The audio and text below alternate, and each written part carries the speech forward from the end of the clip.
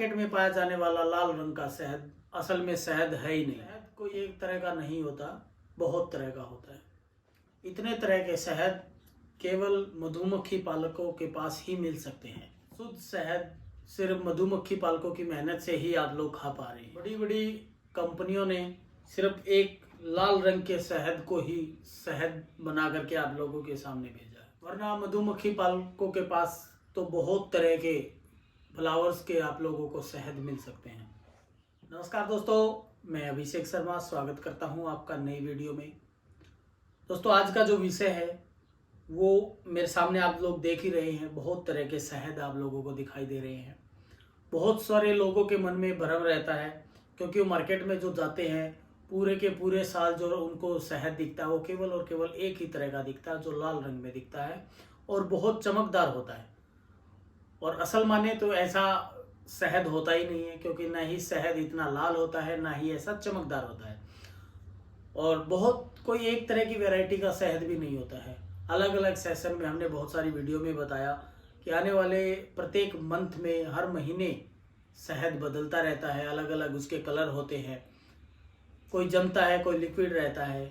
लेकिन हम बहुत बड़े बड़े विज्ञापनों के माध्यम से अपने मन में बैठा चुके हैं कि शहद केवल और केवल ऐसे लाल रंग का होता है। आज मैं आप लोगों को बताऊंगा कि शहद इतने जो तरह का होता है वह कैसे होता है, क्योंकि बहुत सारे लोगों को ये भी भ्रम है, क्योंकि बहुत जो लोग हमसे मांगते हैं वो ऐसे बोलते हैं कि ये फ्लेवर हनी है।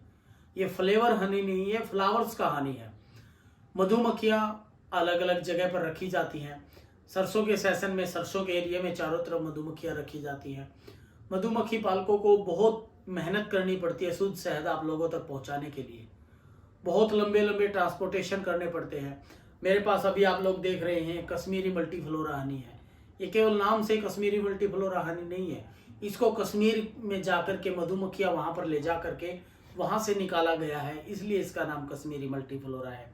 तो ऐसे ही तुलसी का हनी है, लीची का हनी है, और मल्टीफ्लोरा का हनी है, और मस्टर्ड का हनी है।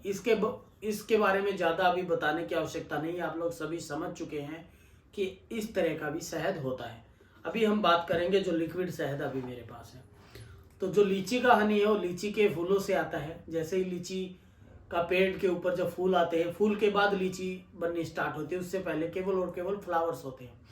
उन फूलों के ऊपर से मधुमक्खियाँ जाती हैं और वहाँ से नेक्टर इकट्ठा करके बॉक्स में लेकर के आती हैं और शहद बनाने का काम करती है, जो शहद हम आप लोगों तक भेजने का काम करते हैं। यही प्रोसेस तुलसी शहद के ऊपर होती है। जब हम तुलसी को पकाने की उसमें आ जाते हैं तो उसके ऊपर फ्लावर्स आ जाते हैं, फूल आ जाते हैं, उनके नेक्टर से तुलसी का शहद बनाया जाता है।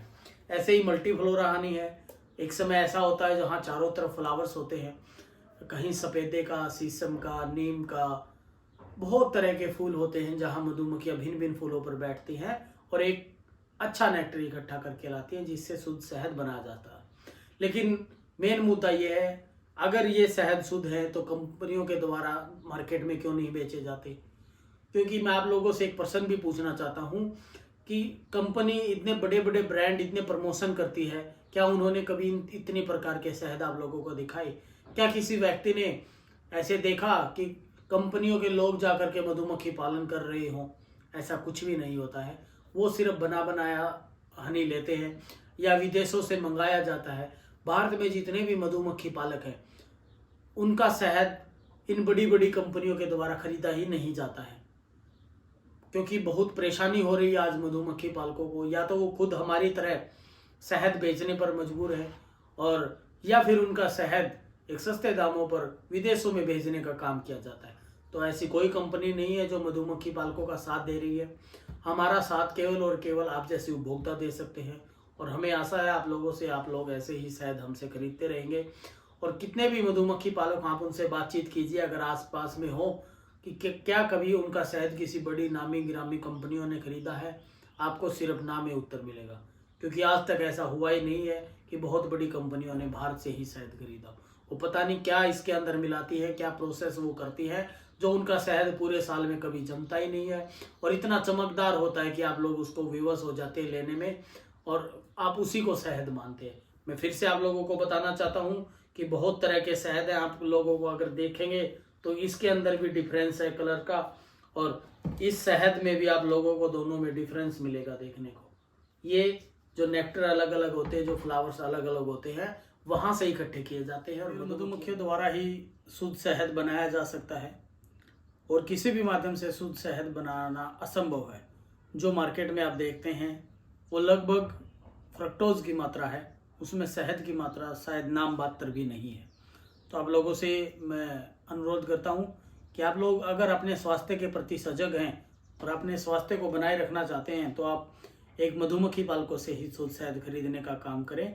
वो आप लोगों को 100% शुद्ध प्रोडक्ट पहुंचाने का काम करेंगे।